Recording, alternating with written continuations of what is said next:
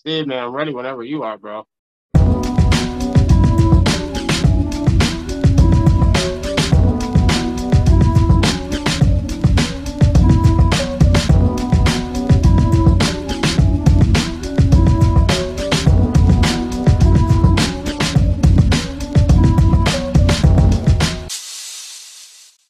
Welcome back to the Drop Inn IRL. Today we have Tom Arietti from Tom Arietti's YouTube, and we have Anthony Gregerson from Adventures in Skateboarding at 40 Plus. Just hanging out. How are you guys doing? Doing good, man. How are things? Doing well, man. Doing well. How are you, Anthony? Oh, living the dream. Yeah. All right. It's a long dream. Yeah, it is. Sure is. So today joining us, we have Andy Clare from Still Skateboarding.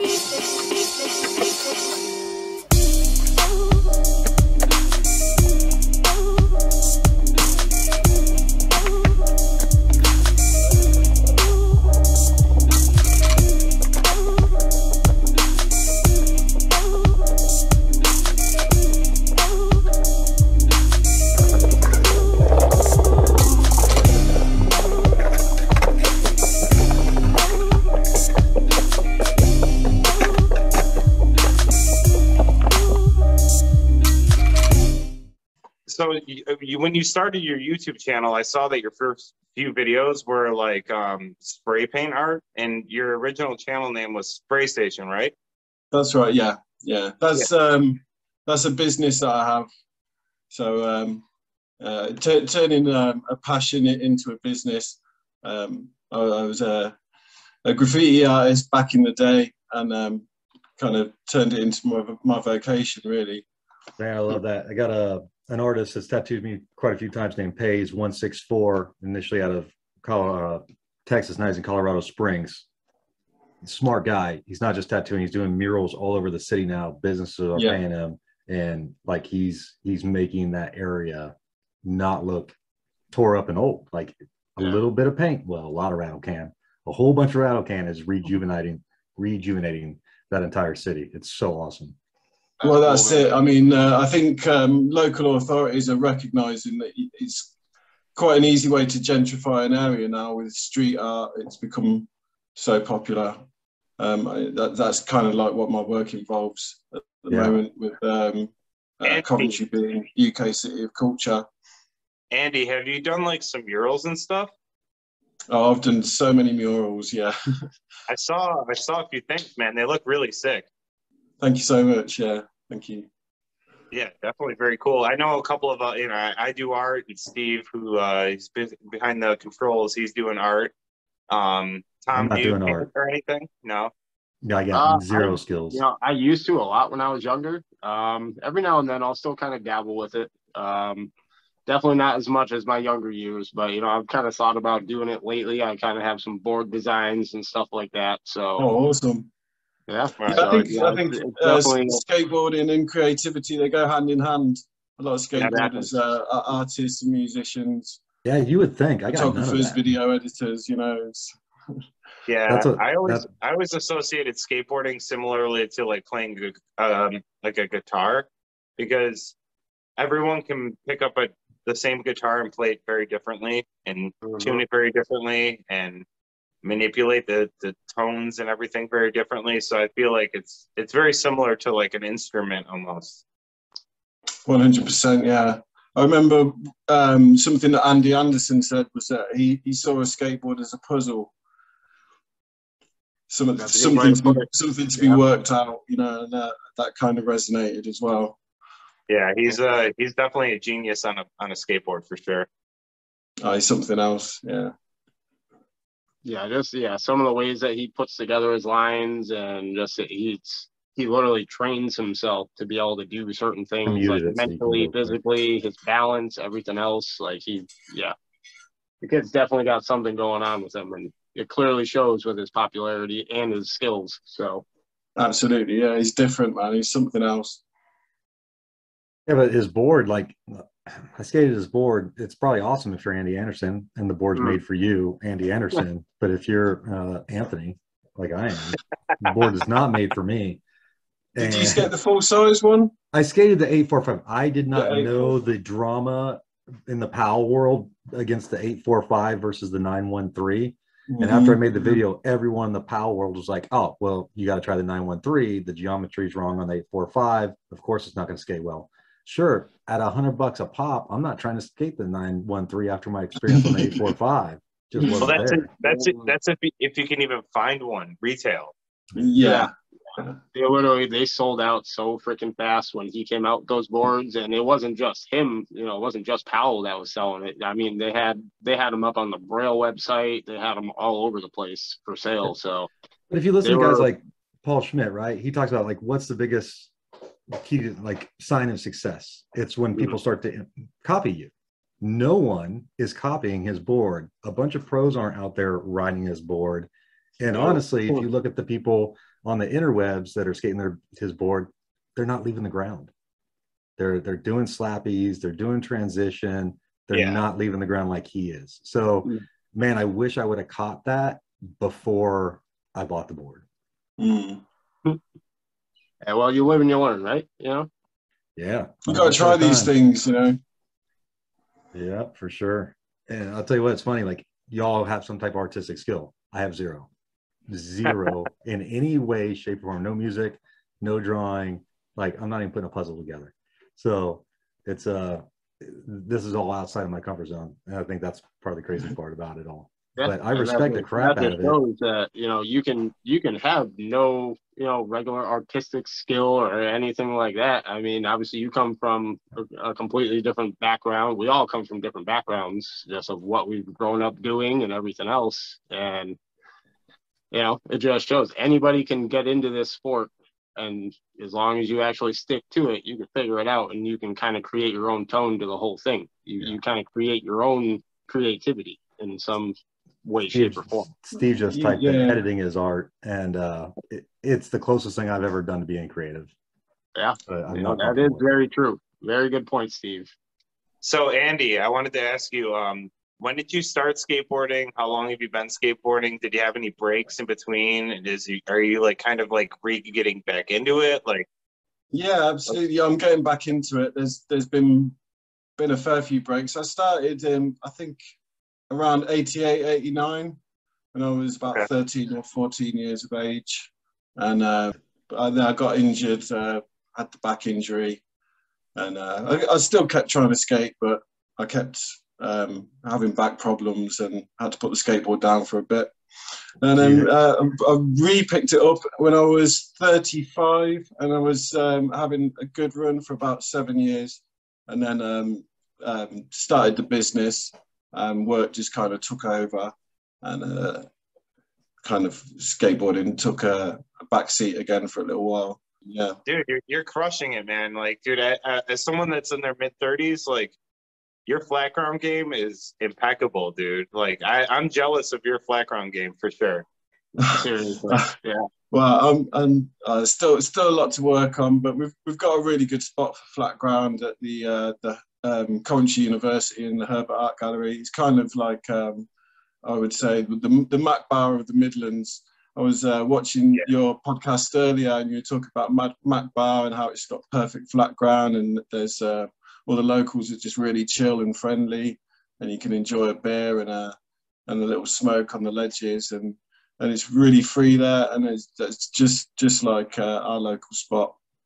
And you get some pretty good skaters passing through occasionally to film a trick and maybe have a game of skate with the locals.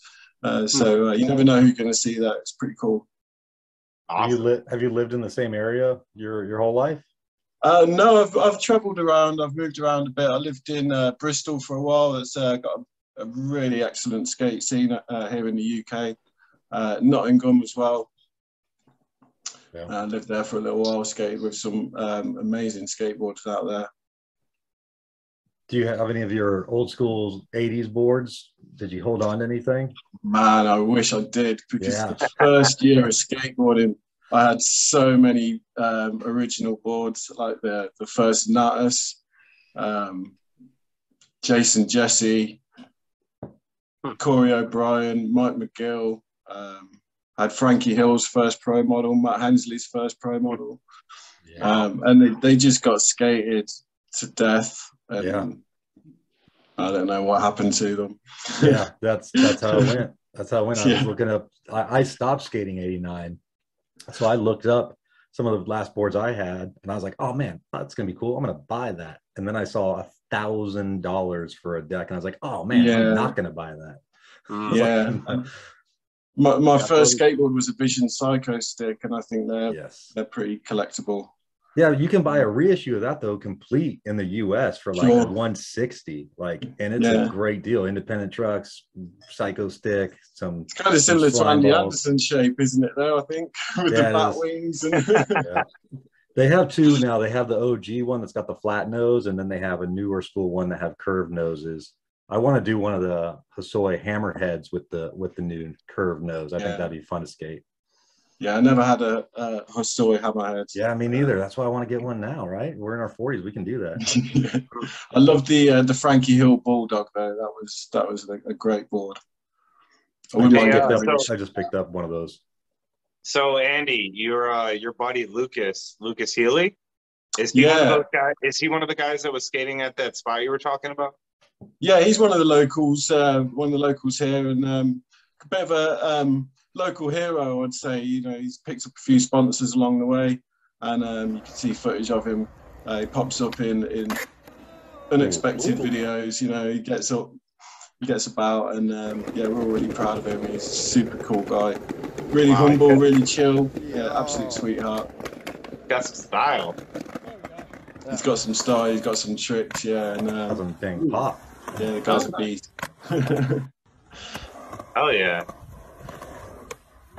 What's some of the other guys that you had on there? We got Ben Keegan. He's from here as well.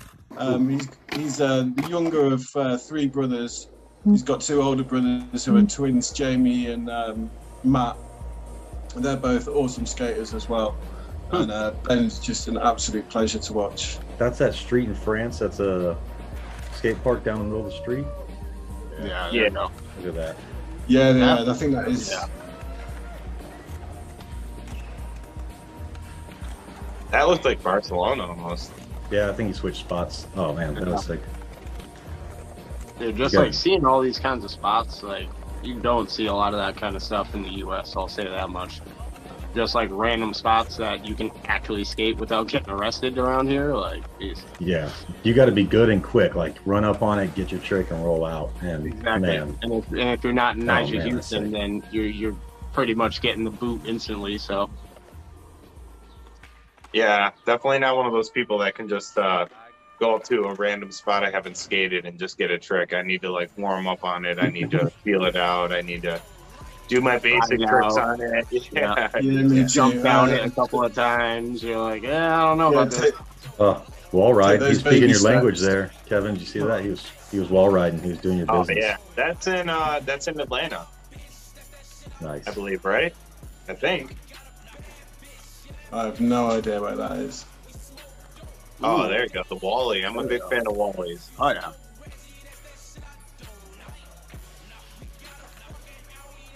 Yes, dude. Skates with speed. I respect people that can skate with speed. Mm-hmm. Yeah, I always feel like I'm skating so slow when I do some of my tricks, and it's like I feel like I'm going fast, but then I look back at it and I'm like, damn, I'm like crawling. It's like, what's wrong with me? I feel like, do you do a lot of tripod filming? Yeah. Pretty much, yeah. I don't like to really ask anyone to. I don't like to feel like I'm wasting their time, you know, so I just set the tripod up and it's less pressure on me then as well. Right. I feel like with tripod filming just like naturally cuts your speed in half. Yeah, definitely. You know what I mean? Definitely. Like there's times I feel like I'm moving towards whatever trick I'm doing, and then I look back at it and I'm like, why does it look like I'm going so slow? Like I felt like I was moving right there. Like I don't know, but whatever. Dude, totally, man. Like I swear I ran and threw my board down and even threw an extra push in there, and it still looks like I'm going like 1 mile an hour. Like I don't know. Like you're going like a game of skate speed. You do like the little half push at the game of skate, and that looks how fast you're going. But it's like, dude, I ran and jumped on the board. I swear. So Andy, where do you currently reside? Like where? Are you in the? Oh, here in Coventry, here in the UK, it's like literally in the middle of the UK, slap bang in the middle. So really good for getting around. Yeah, I'm sure. Have you taken like trips out to like Barcelona and stuff like that? Have you done any of that? No, but I really want to go after watching your podcast earlier when you were talking about it. Yeah, I'm telling you, you have to. Trip. Yeah. You have to, man. It's so worth it. Every sense of the word, it's so worth it. Absolutely, yeah. But yeah, I've traveled around a bit. I went to the States when I was 15, so that would have been 1990. I was out there for a month. Where did you go in the States?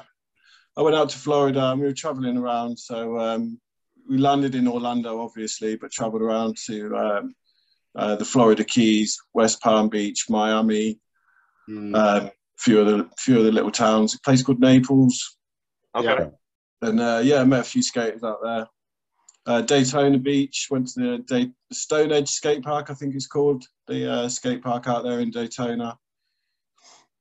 So yeah, I lived in Florida for a little bit, but I was only in St. Petersburg and Tampa area. I didn't really go far out of that range, but yeah, they got some cool parks, definitely. That's where I'm retiring.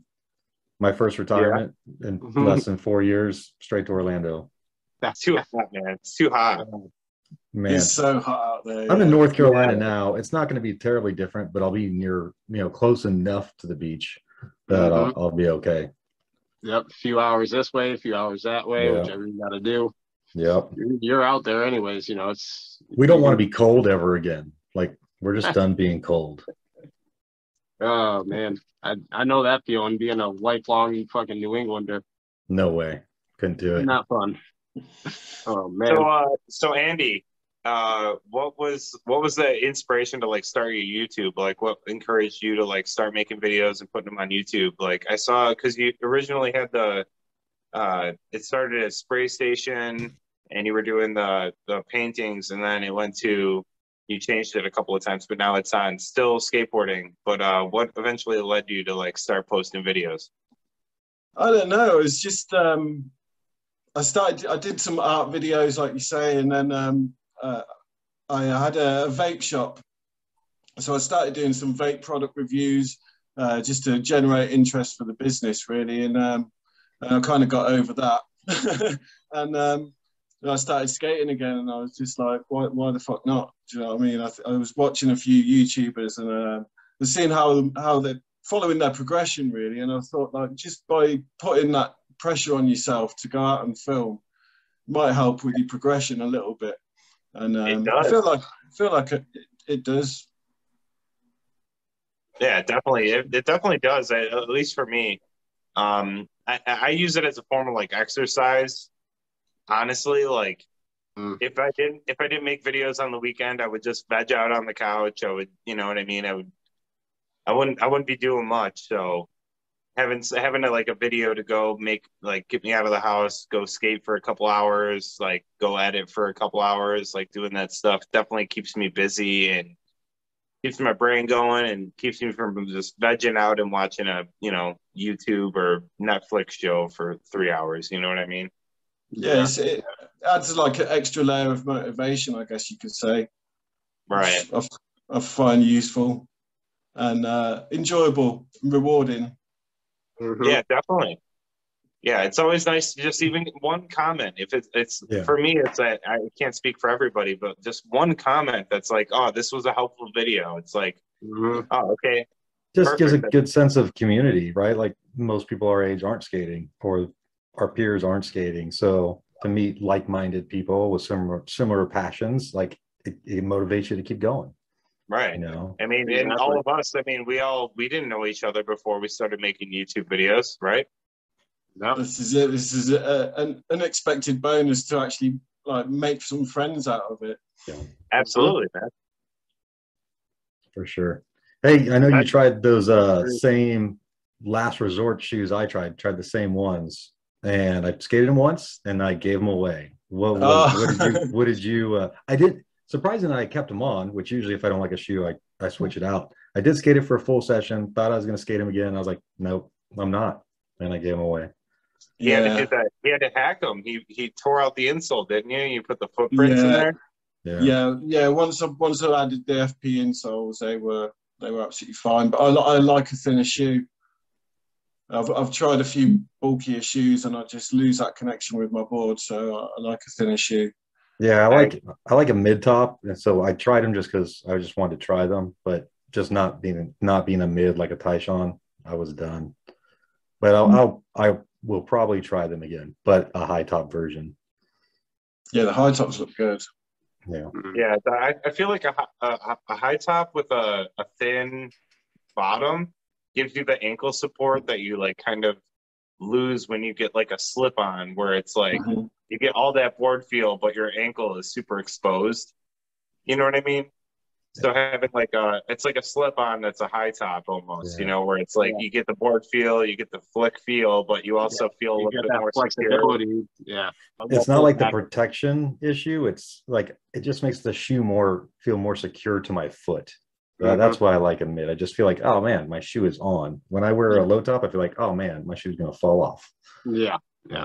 I've been pretty big on using mids right now, like, but I'm very, very picky about it. Like it has to be like the perfect shape of a mid, and like I'm not too big on the high tops, but you know, I've been kind of dabbling with trying some on and seeing what I like at this point. But for some reason, I'm kind of finding myself right in the middle range right now.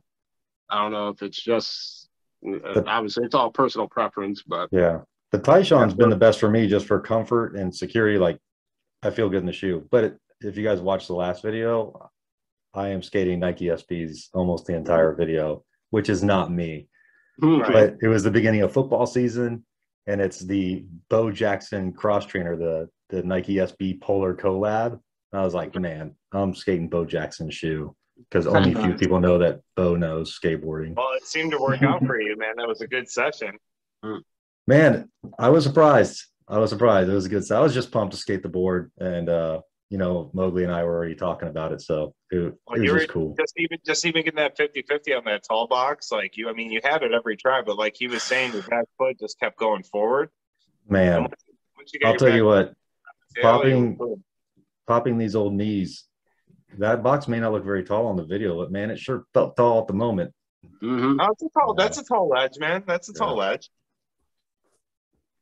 Yeah, no, I definitely know the feeling with that, dude. I got like a partially torn ACL. It's been that way for a couple of years, and I've been waiting for it to just randomly blow out so I can actually go get surgery, because I don't want to go under the knife until I have to go under the knife.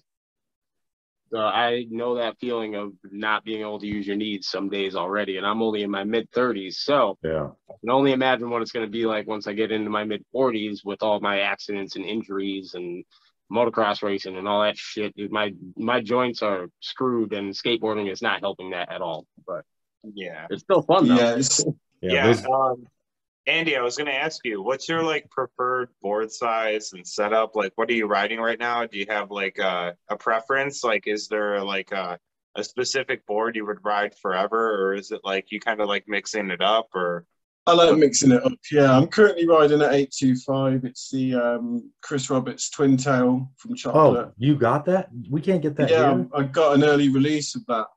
Dude, they released it in the UK before they released it in the States. Oh, that's the one I want to try. I've been riding it for about 3 weeks. Do you have it near you? Yeah. I want to see that. Yeah. I happened to see that I commented on his Instagram like immediately, because I was like, dude, I saw the white outline and I'm like, that's the Twin Tail. I was like, they don't even have that out yet. Yeah, it's a special board. I've been learning tricks on this. It's a shorter wheelbase than I'm used to. I've been riding 14.25. This is a 14-inch wheelbase. What trucks are you running? I'm riding the Ace AF1s. Yeah, so the Ace are going to point in, which is going to make it feel even shorter. If you want to make it feel a little bit more sturdy, you can go out.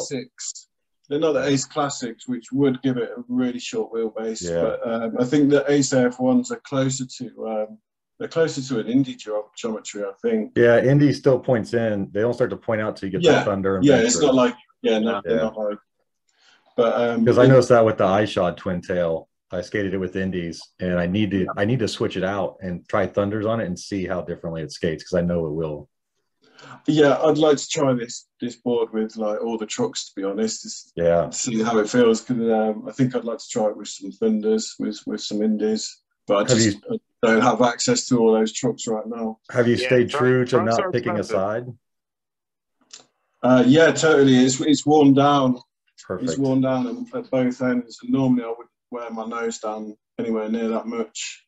I'm even getting like a little baby crook groove in what was my back truck. Nice. Yeah, I don't even think about it now. I thought I would struggle, but got all the go-tos are all still there, and like I say, learning new tricks. So I know with his board, what he did was it was more of a twin nose instead of a twin tail. It's 6.84 if I remember rightly. Because so my problem, a bit longer than your average tail and just a little bit shorter than your average nose. I just found that's perfect sweet spot. That's why they switched the name to a twin paddle. Twin paddle, yeah. Twin nose, yeah. Because originally when I skated the shod twin tail, my problem with it was when I did like nose slides and stuff, I felt like I didn't have anywhere to put my foot. Like my foot would hit the ledge. When I like half cab nose slides, so I'd half cab and I'd nose slide, and my foot would like clip all the time, and I'd feel like I didn't have a big enough nose. So this appeals to me, whereas like I'd rather have a bigger tail than a smaller nose. Do you know what I mean? Yeah. So, yeah. I definitely think it's a smarter setup. It's a great board. I'm working on a review of it, which should be coming out in very soon, I hope. And yeah, I'd say give it a try if you can get hold of it. For sure. Yeah, looking forward to it, man. I like your reviews. Your reviews are what brought me to your channel, man. Thank you so much. Yeah, you're very in depth and you're very well spoken when you do it. I have such a hard time putting my thoughts into words, but you seem to be just very articulate when you say things, and just it comes across very clean and natural to you. Thank you so much. I'm glad it comes across that way. I struggle with it too. I definitely have my anxieties. And your English is too good. You gotta get some American English. It's way better. And just surprise to everybody, we're actually going to be bringing in Twitchie to join in the rest of the podcast here. So let's introduce the man himself, have him jump on in with us. Sweet. How are we, fellas? Good. Good. Andy, good to have you on, man. Sorry, I was late. Good to see you, dude. Thank you for having me. No, it's awesome, man. How you been doing? Yeah. I've been doing okay. I had a little back injury just over a week ago, but recovered from it pretty quickly. So relieved. Yeah. It's good. Yeah, I'm sure you probably already spoke about it, but what I wanted to ask Andy is your kickflip front 50-50. Okay, you still have those? You still getting those? I could probably get it on that curb, because it's the lowest curb in the world. Yeah, that's still so sick, though. That's real good. That's so sick. I remember watching that montage when you did that at the end. I think did you front 180 out? Not out of the kickflip. No. Okay. I remember I was. That'd be sick, though. Yeah, that'd be sick. I'll try that. You did it so perfectly, dude. It was so good, man. And like I said, you're 10 years older than me, so to see you doing that shit, I can't do.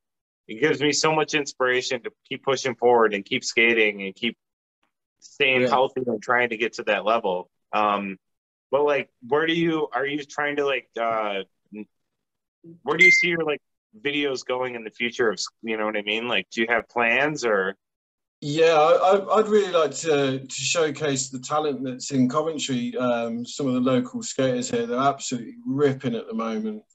And, a lot of them, they don't really put themselves out there on the social media, but they're happy for me to film clips of them and use them in my videos. So, man, you should start a whole another channel just for that. Yeah. You know, like that would be brilliant. All those dudes just on that one channel. Yeah. Just doing like skater of the session. So I thought about doing that as a segment in my videos where I just meet a dude at the park, asking a couple questions, called the skater of the session. Like you could do a whole channel on that. You could, yeah.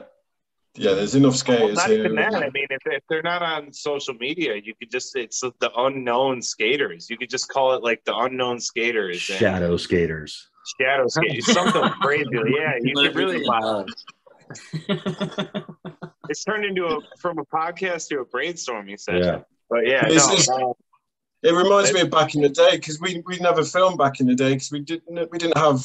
Well, cameras. VHSs are heavy, man. The Betamax. We didn't even have those. You know. And, watching these guys try really hard tricks or really dangerous tricks, and then they're not even filming, and it kind of blows me away. Although it's cool that there's the new technology where you can go film, like the art of making a skate video over time is gone. Where you were looking forward to a skate video. Like when's the last time people looked forward to a skate video? Was maybe the last Baker video when it came out because it was so long in the making. Yeah. Well, actually, America came out with this. I'm pretty sure. Just they just came out with it. Yeah. I remember when I started skating, you had to wait for the next issue of 411 or something. Well, let me ask you this: what was the last hard copy skate video you guys bought? Like a DVD or a DVD? Like a hard copy, the Death Wish video. Copy. In 2006, I bought Fully Flared, and that was like the first skate video I had bought since the 80s. And I was like, "This is skateboarding now," because I wasn't skating. I just bought the video, and I was like, "Oh my god, I'm never gonna skate. I'm never gonna like skateboarding." It's like I'm not getting back into this. Yeah, I was like, "Who's this Sean Malto kid who can't stop putting his feet right on the bolts every damn time? Does he have magnets?" You know, like I didn't understand what was happening. And then Brandon Biebel comes out all buff, huge with these light little ballerina feet. And I was like, these guys are fucking doing magic. A whole new fucking league of people. It's just like, Jesus. I'm trying to think. Mine was probably around that same time, probably like early 2000s, early mid 2000s. It was literally my local skate shops. It was the one that I was kind of like semi-sponsored under here, Skate Lair. It was just like the hometown edit. It was all the boys from like Connecticut and like some of the dudes from New York and Mass. And it was just the Skate Lair Mafia video. It was a Lair Mafia fucking hometown kind of video, and it was on VHS, not even DVD yet, straight up VHS. And I still got that hidden somewhere around here, so I'm hoping to convert that over to DVD at some point soon, or get it on a some kind of a file so I can share it back to this guy, because I'm actually going to be potentially working with this person again. He just started up a skateboard company again, and hoping to kind of start that whole venture over again with him. So we'll see. That'd be good. Wow, that's awesome. The last skate video I bought was the real video. Since day one. Booze Nicks, Carl Walker, Ice Shard, Jake Donnelly. Jake Donnelly, indeed. You're homie. I grew up skating with Jake, so I know him very well. Yeah, he actually just got married. He's got a kid now, so that's why he hasn't been filming so much. But he's been living. He's been living out here. So, but it's kind of crazy because the kid is so talented. Like the guy, I should say, he's not a kid. The guy is so talented. I mean, he's so good, but it's hard to see because like I want him to keep skating, like, but he went the wife kid route and everything, which is fine. But as his kids get older, he'll come back into it. Like that's what happens. I really hope so. I've been seeing more clips on his Instagram and stuff lately. I really hope. Like I'm not like a super close friend. We just grew up skating together, and he's gone on to greener pastures. But I still know him well. But yeah, it's one of those things where it's like, man, you should have just made one more part before you did that next step. I really wanted to see his next part because I know he can crush. He's so good. He's really funny good. The people you grow up with, and at the time, when you're growing up with these guys, at the time you just think, oh yeah, they're just better than us. You don't realize they're geniuses. So like I went from elementary school to high school with Willie Santos. Yeah, he's better than us. Wow. Oh, he's that much better than us. He's like there. Yeah. Okay. Willie Santos was one of my favorites back in the day. Still is. Just always good. Always good. Like so sick. Skateboard from probably 82, 83. Probably never put it down. Yeah, actually, I just saw some clip earlier today of him. So that's a great segue, though, to ask, like, what's your favorite all-time video part? If you could just watch one video part before you go skate for the rest of your life, what would it be? A's. Personally, mine would be Andrew Reynolds' The End.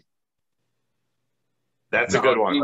Back when he was skating for Birdhouse, yeah. Yeah. Mark Johnson, fully flared song, editing, skating. Man, I just hear that song, I want to go skate. All right, Tom? Oh, man, that is a tough one for me, man. Shit. Yeah, I don't even know. Honestly, I would have had to get prior knowledge of this question before you asked it. I have no idea. Do you have a part that stands out? Yeah, Huff's part in FTC Penal Code. That always gets me hyped to skate. And Boozness part from Since Day One as well, because he just skates so fast. For me, I would probably second that Booznitz part, dude. I'm a big fan of him, and he's a very underrated skater still, even to this day. Like, he gets credit, but I don't think he really gets the amount of credit he really deserves for how good he is. Yeah, he's been always like that sleeper in the corner that, you know, he's a ringer that you can bring him in at any time, and it's just like, boom, here you go. For me, it would be Janowski's part in Transworld Soldies. That was just I religiously watched that part every day after school before I would go skate. I'd go home, I'd grab some snacks, I'd watch that part, and then I'd go skate. Can we pick Chris Haslam and Day One and Cheese and Crackers as one? Oh yeah, but that whole video is the whole video.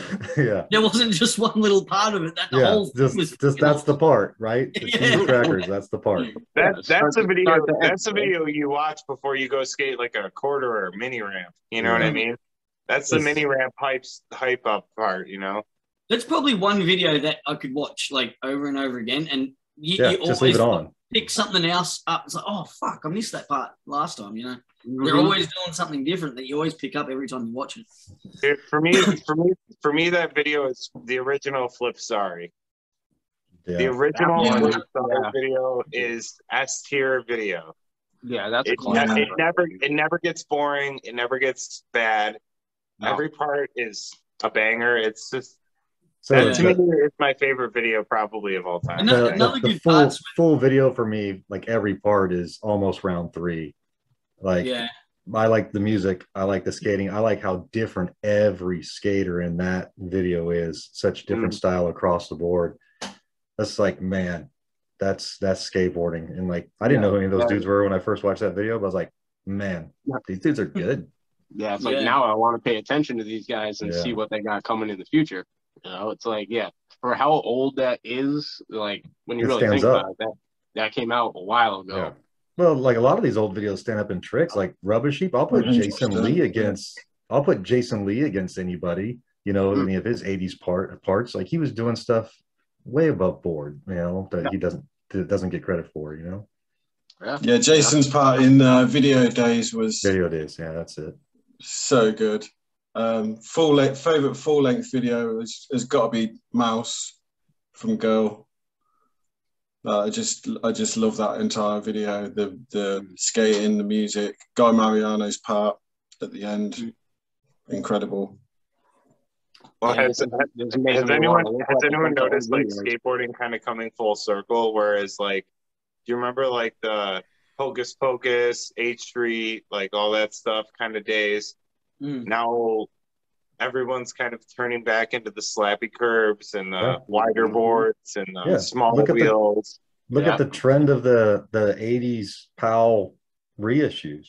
I mean, they're selling off the shelves. That's huge, you know? Dude. Huge. Well, and I didn't buy them all. Again, I only bought some of them. Skating's fun again, isn't it? Which is why so many people are attracted to it now, which is why it's growing. A lot of the reason a lot of our YouTube channels get views is because, like I was talking about, I think I mentioned in the podcast where I was on it, it was, you know, a Kyle Walker part is fantastic to watch and it's super exciting and it's fucking crazy. But at the end of the day, that doesn't make me want to go out and skate a handrail. Like, I don't skate handrails. I have a job to go to tomorrow. I have things to do. So at the end of the day, like, I like watching some YouTuber that's just like having fun on his board, doing some fun tricks, editing it. Relate to them too, so it makes it easy to watch them. Right. Yeah. So like when I watch Andy kickflip front 50-50, that little curb, I don't care how little it is, Andy, dude. Yeah, I can't kickflip front 50 a curb. It made me want to go try one, dude. You know what I mean? Or find the lowest curb you can and you got.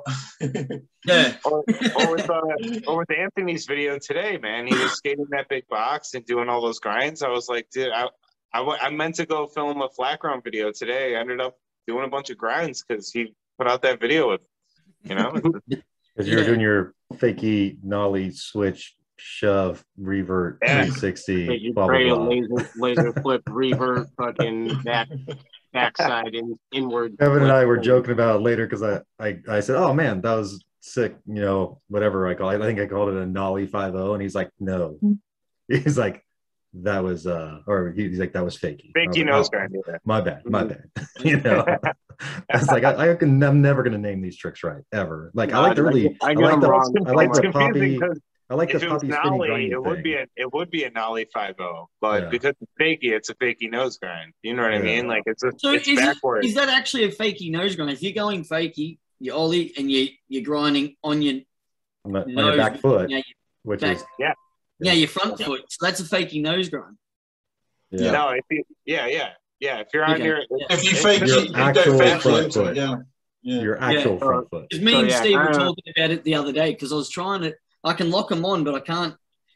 As soon as I lock on, I'm over on the like a full forward. I'm having trouble like getting that pressure to be able to slide it. You know what I mean? Sounds like a trick challenge.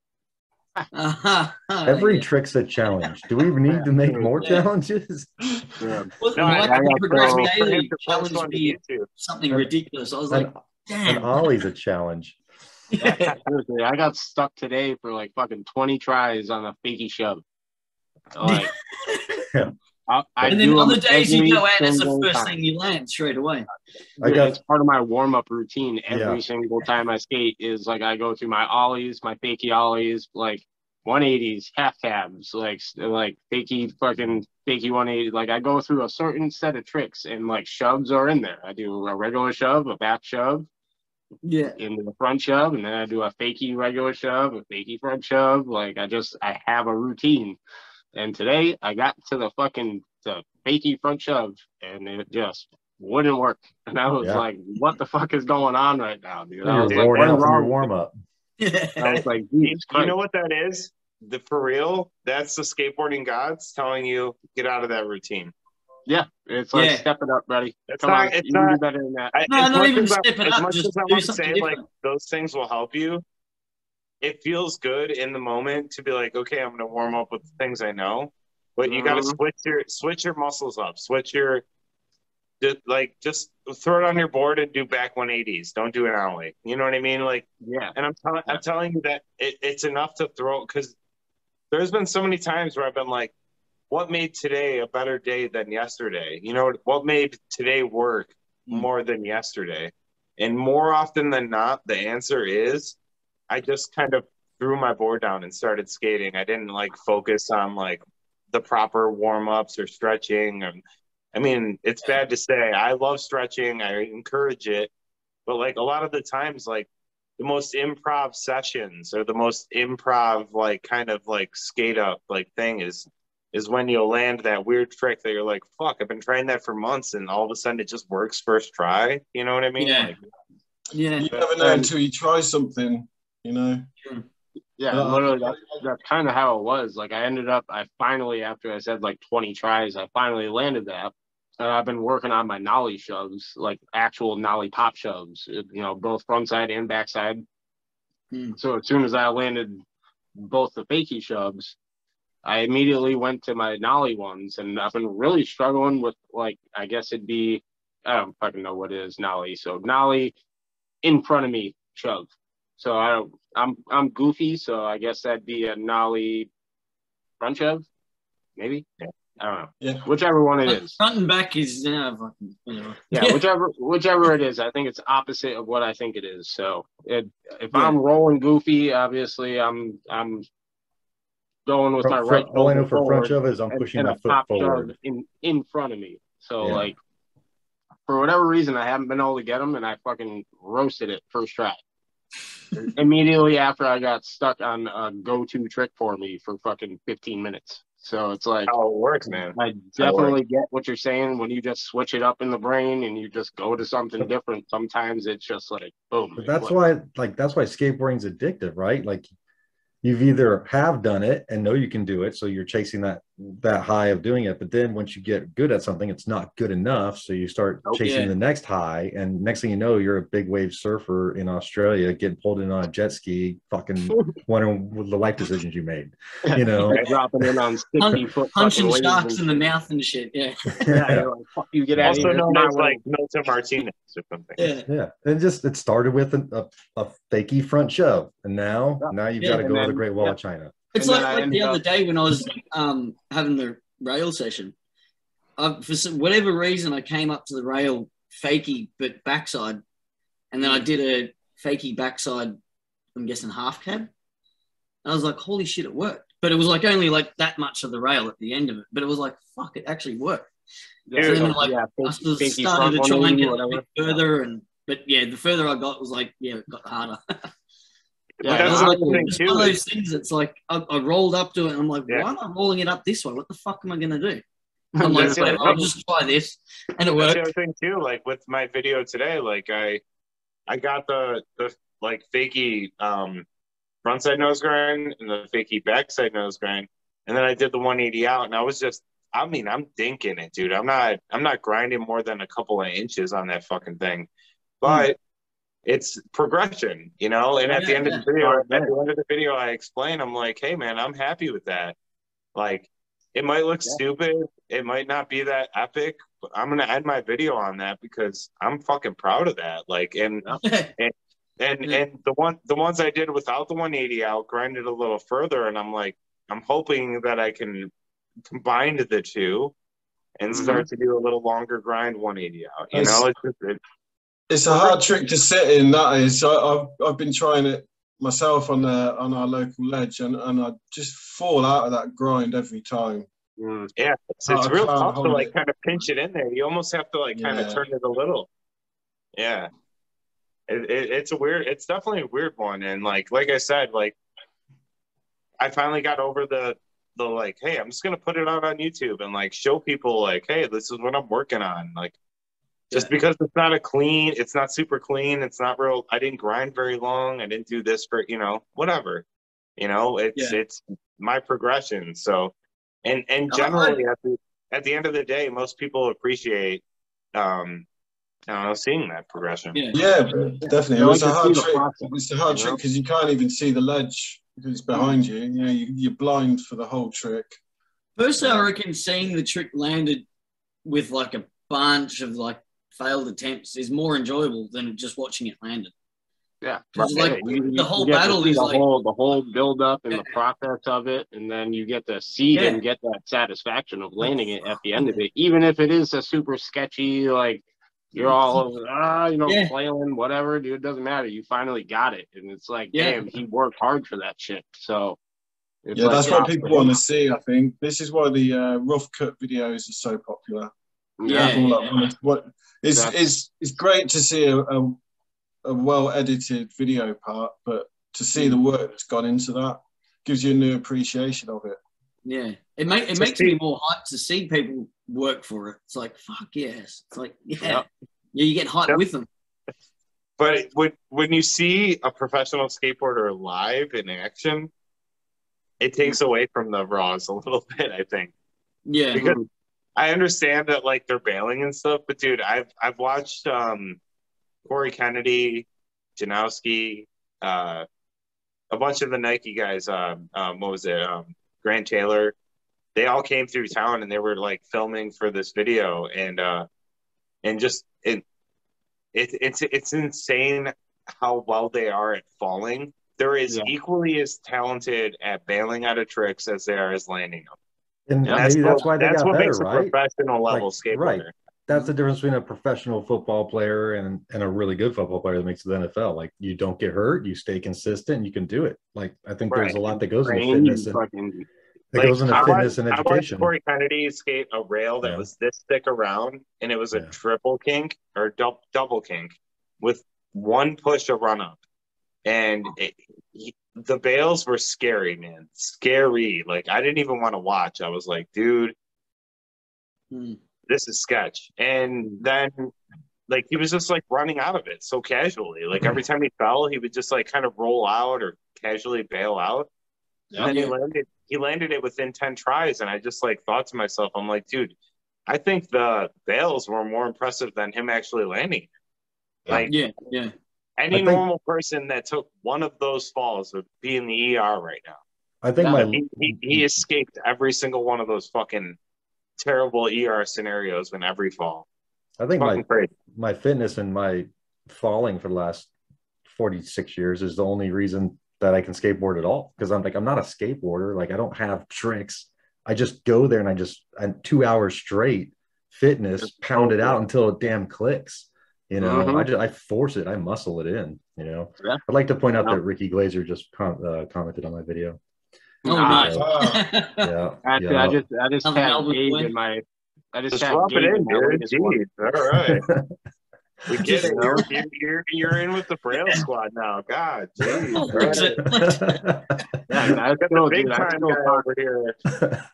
For real, I still talk with Mowgli literally on like a daily basis now. So, like, because of you pretty much inspired me to reach out to Mowgli to get him on the podcast.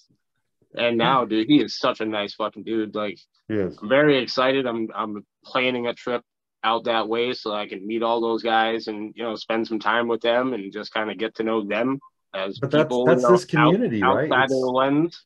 The skateboarding community on YouTube, you know, people can be like, oh, pro this and video park guy this and contest skater this.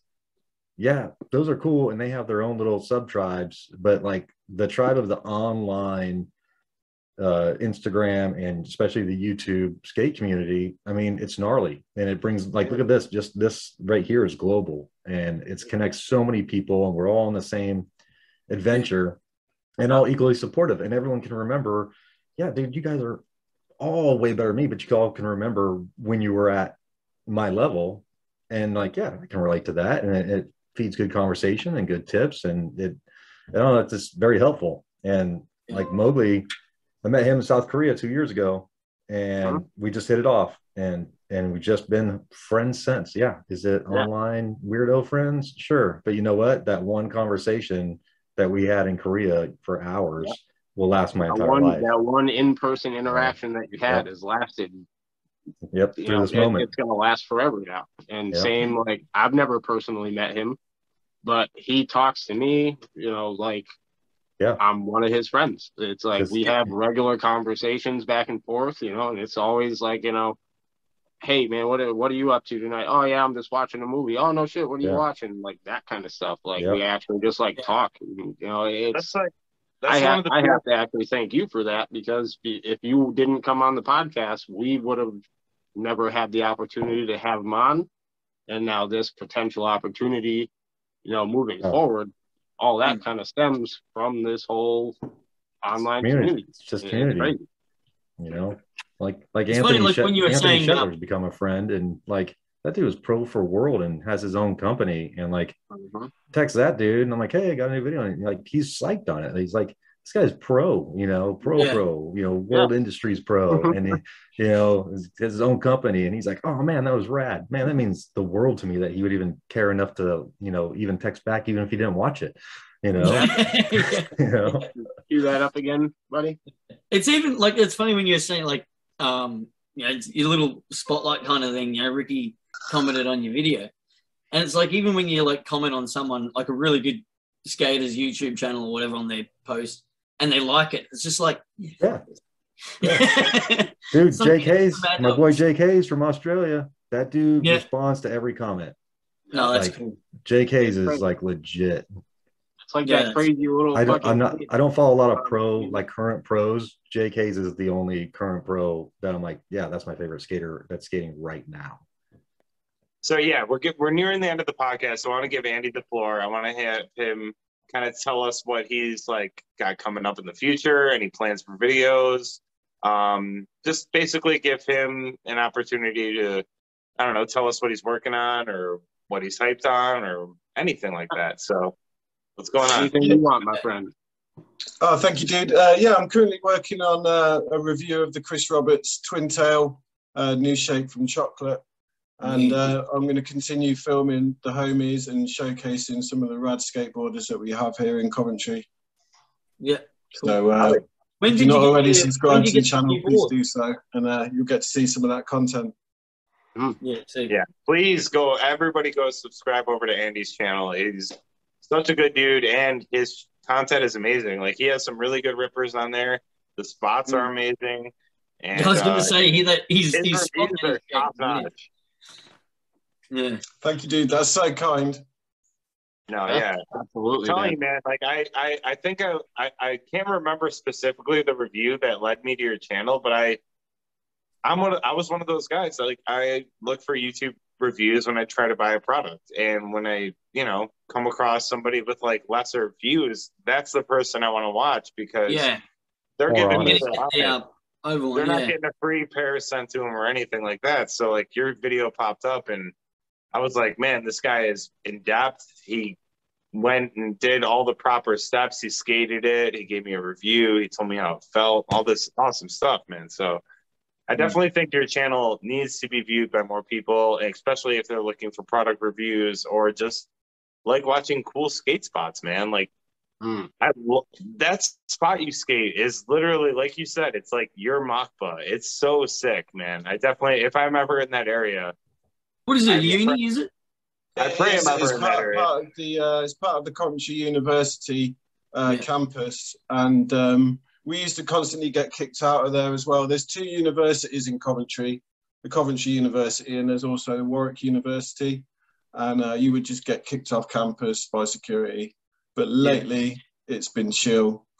I don't know what it is. I don't know if it's the Olympics or the stuff that we used to get hated for, skateboarding and graffiti, that people seem to love us for now. So we're just making the most of it while it lasts. Oh, yeah. Can I ask where you got your chocolate board from? I got it actually from paradeworld.com, which is a new website, and it's kind of like a hub for all the skate shops. So you can shop around. It actually came from a local skate shop. You order it from Parade, and the local skate shop ships it out to you. And the skate shop was Ideal, which is based, it's a neighbouring city, Birmingham. What size wheels are you running on it? They were 52 millimeters originally, but they're probably worn down to 51, 50 mil. Which is still 5 mils bigger than what you were skating in the 90s. Yeah. The 99A bones, lock-in shapes, and really liking them. Yeah, they're comfortable ride on the rough UK terrain. Nice. Yeah, I was gonna say, for the 99, with that, I'm running actually a little bit softer of a compound than I usually do. Like, personally, like for you, is that like a decent all-around kind of wheel, or would you say it's still a little bit on the harder side, or pretty middle ground? I'd say it's a decent all-round wheel, to be honest. Yeah, I've been skating some real crusty spots on those wheels and not having too much of a problem with it.